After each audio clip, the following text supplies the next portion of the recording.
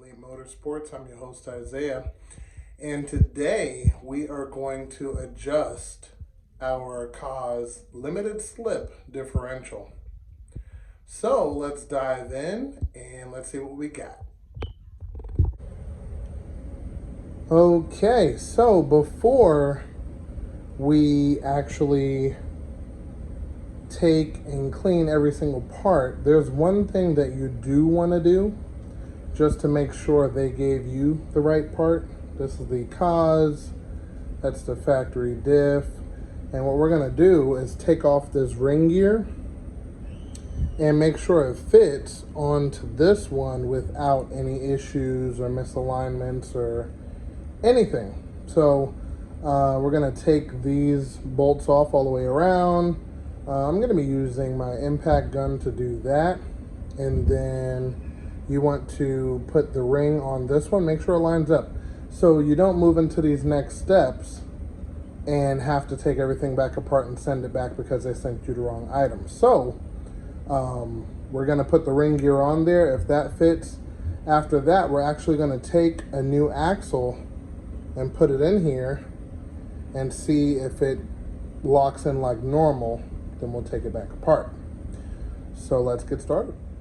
Okay, and as you can see, the ring gear fits. So you want to loosen up all of the bolts, then give it a slight tap.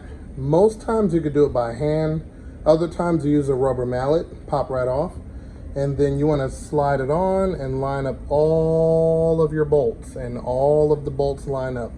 So that is one important thing you definitely need to do. And a second thing is get the part number from this bearing so we can order some more. And I think the part number's on the opposing side, or I could flip this and get the part number up. There we go. Right on the outer ring. It's probably on the outer ring on the other side too. I just kind of missed it. All right, we have 6207R-3. See what else, Japan. Okay, Koyo. Make sure you get the same brand. Don't try to cheap out, especially on something like this that's so critical. So Koyo, with that part number, you should be able to either find it from the dealership, or a reputable shop, or a reputable place. Maybe they have a website. But I'm going to be ordering these from Mitsubishi, so it's going to make things very simple. But anyway, so now that this fits, we're going to take this back off, and we're going to take and put this on an axle and make sure it works perfectly. No play, and we'll take it from there. Okay, and as you can see, the brand new axle is in there, and it fits perfectly. It doesn't have any play, and that's good. So now we're going to take this off and move to the next thing. Okay, so here comes the fun part. Now, a lot of people say that this differential is noisy, kinda not street friendly, but does amazing on track. And I'm going to show you why. So, this KAAZ differential, limited slip, is adjustable in two ways. The engagement, which is a rotating cuff, and the clutch packs. This is clutch driven. You can see all of the clutches right there. And there's a way to adjust the clutches. So when you purchase your KAAZ, it's going to be 100% full lock limited slip, right? Which can cause noise when you make a U-turn or trying to turn a corner, period, really. But what we're going to do here is we're going to adjust the clutches, which is very simple. We're going to explain that as soon as we get to it. But we're going to adjust the clutches, and your options are 100%, which is how it is right now, 80%, and 60%. So we're gonna go for 80% so we don't get that or as much noise when you're making U-turns and things like that. And I'm gonna show you how. So we're gonna adjust the KAAZ limited slip. So first things first, there's 4 bolts here that are torqued down to 15 foot-pounds. And you want to make sure that when you reassemble it, you torque it down to 15 foot-pounds. But we're going to be taking these loose, okay?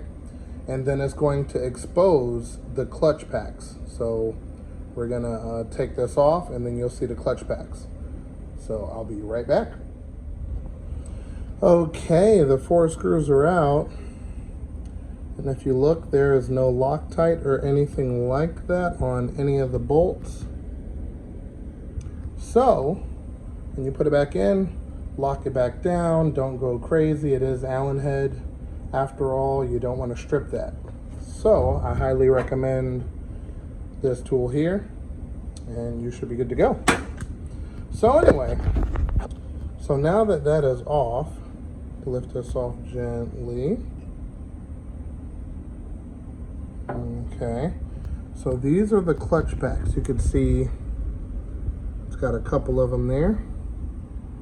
All right, and it has these clutch packs top and bottom. So and what you're gonna do is you're gonna lift all of these up. I'm not gonna do it with one hand, but you're gonna lift these up and do not drop them or match them. Make sure they go back exactly as they came out so you don't have any issues.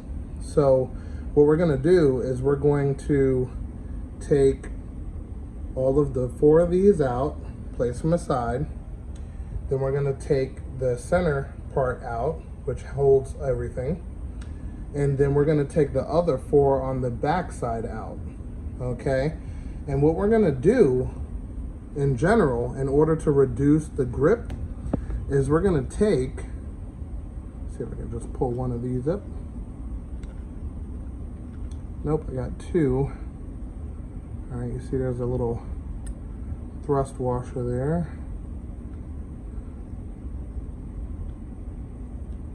Okay, so I have 2. So this is A, and the other clutch is B. There's teeth on the inside and not on the outside. Let me show you.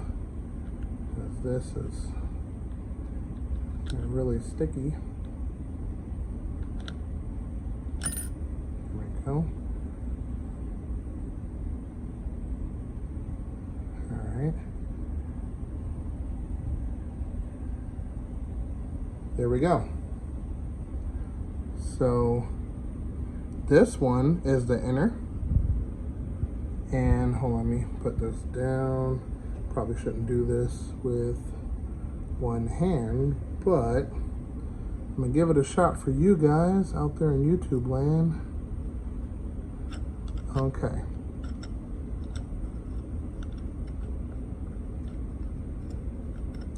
There we go. So you can see this is A and this is B. One grabs the differential, the other one grabs the outer teeth of the housing to make sure it has something to hold on to. So basically what you're gonna do is take, let's just flip, actually we'll keep this up. Wait, hold on, let's do this. So this goes in here like that, and this one goes in here like that, and then now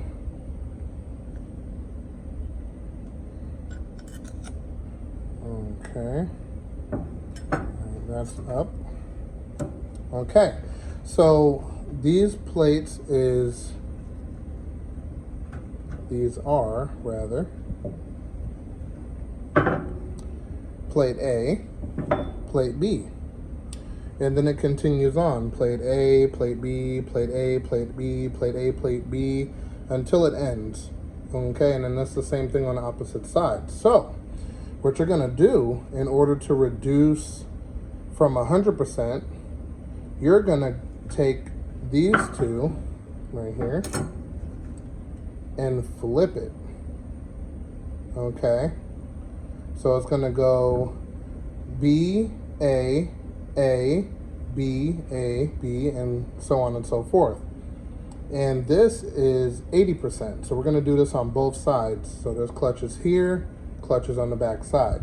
So let me put it in as a new setup. All right. And then I'm gonna actually flip this into the case so you could see the tower of plates. All right, so hang tight. Okay, so we flipped the differential the other way where the whole stack and everything is kept. And here you could see the other side's plates, washer, and everything else. So it's exactly the same, but let me show you the other adjustments. So you see this guy here, right?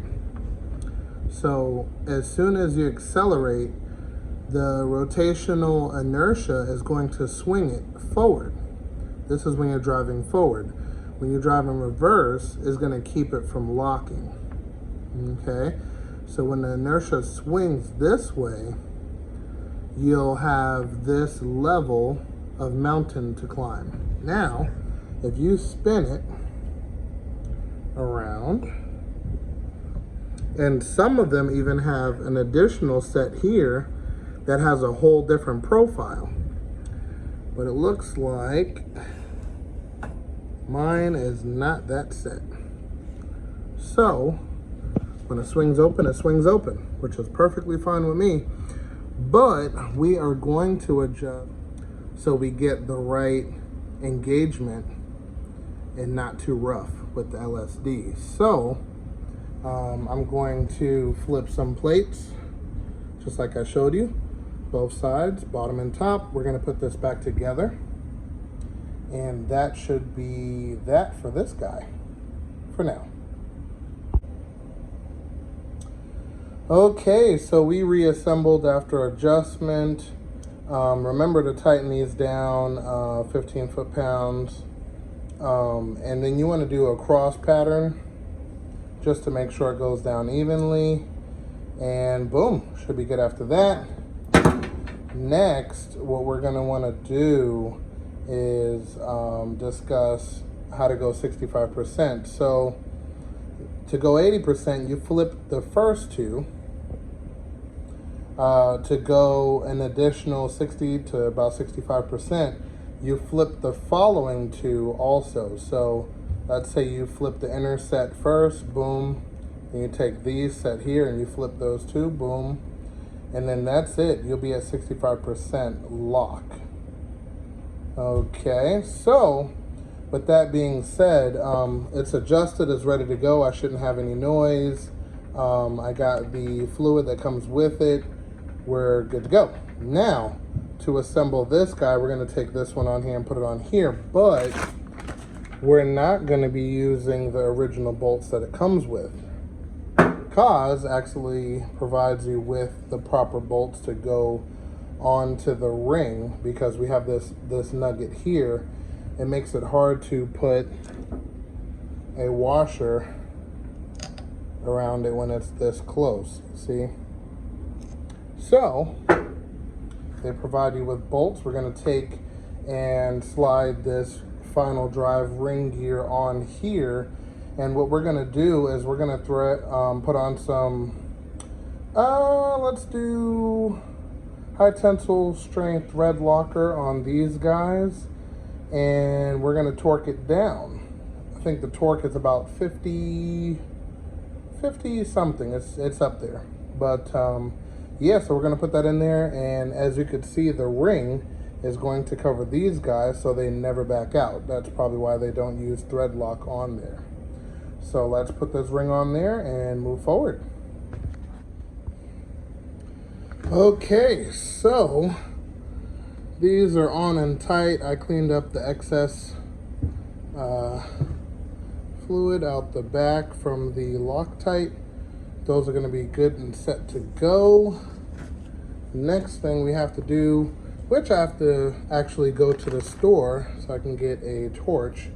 I'm going to show you guys how to do this without a press and a puller. So basically what I'm going to do is put this speedometer ring on, which is identical to this one here. But the difference is that no matter which way you flip it, still goes the same way. Okay, so as you see, this is a very precise piece, and that needs to be put on there properly. So we are going to go to the store, get a nice torch, heat that ring up. I'm gonna have to get a block of wood to heat it up on, and once it is nice and hot, we're gonna put it on here, then let it cool down, and then it will lock itself into place. So we're gonna do that, and we're gonna do the same deal for the bearings as soon as I get them. But anyway, so let me head to the store, get that torch, and I will be back. Okay, went to the store, got one of these. That should definitely get her done. All right, so I'm going to use this solid chunk of aluminum to just heat the inner part of the ring. And we're gonna wanna light it and go in circular motions, just like this, until she gets nice and golden-esque, just really, really hot. Then we're gonna take our gloves, take the ring, put it on top, and it should fall right over. No tapping, no hammering or anything like that required. So let us begin. And just like that, the ring slid perfectly on. I didn't have to tap it or anything. Got a little bit of color over here, that's perfectly fine. It is ripping hot to the touch, so we're not going to mess with that at all. But we are going to let that cool down and see if she held the way she's supposed to. So we will be back when she cools down. Yep, and she is cooled down, and look at that, huh? It is on there, not going anywhere. So as you know, heat expands metal. At what rate the heat expands the metal, I would say this one was expanded around 600 plus degrees. When a transmission is in use, it will never see that type of temperature. If you do have a problem.